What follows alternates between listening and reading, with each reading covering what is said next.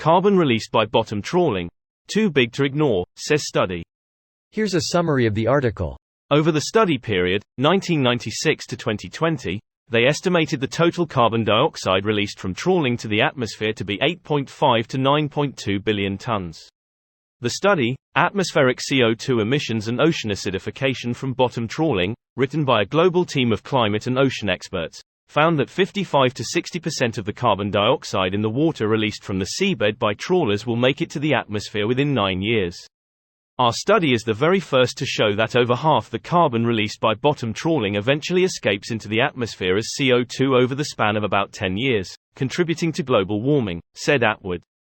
The research builds on previous work by some team members, published in 2021, which showed that bottom trawling released as much carbon dioxide into the ocean annually as the entire aviation industry, but the fate of the carbon in the water remained an unknown. Dr. Enrich Sala, the explorer-in-residence and executive director of Pristine Seas, said the amount of carbon released by trawling into the air is too big to ignore, and urged countries to include the emissions in their climate action plans. The good news is that reducing bottom trawling carbon emissions will deliver immediate benefits.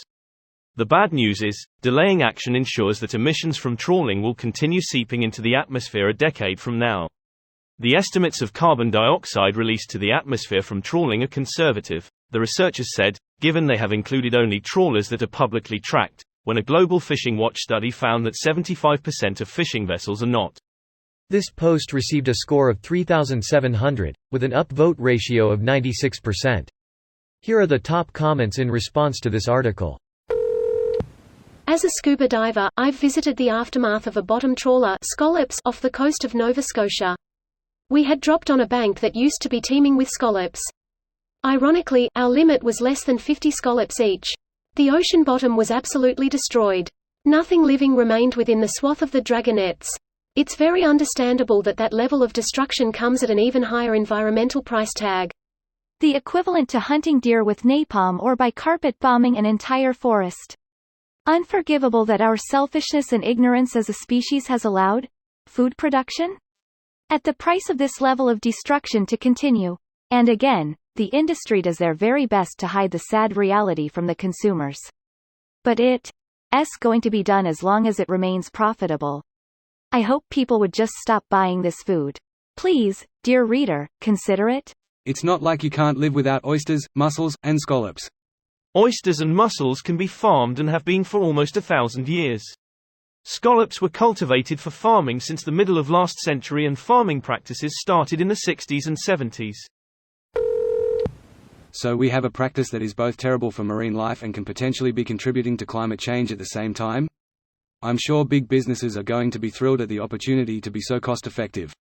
A compelling case, but expect the Canadian PM to get sudden blindness about this issue when it's brought up. Humans. Ignore immediately. Humans, mostly unaware of the complex supply chains and their impacts on the products they daily consume due to how far removed they are in abstraction. Often preoccupied by their daily struggle to provide for themselves and their families, also due to exploitation. Can of tuna on the store shelf. Dolphin safe? Question mark. Tuna is not likely to be bottom trawled, but this is a generic description of product labeling and the regulatory requirements. Most Americans probably eat shellfish at restaurants where no disclosures on sourcing are made. I think it would change the world if restaurants had to publicly show the sourcing and quality level of their ingredients. But it would also be a lot more expensive. Cheap ingredients are the margin makers for gastronomy. They should ban bottom dragging because it causes such destruction to the marine life and habitat. But not all countries will sign on.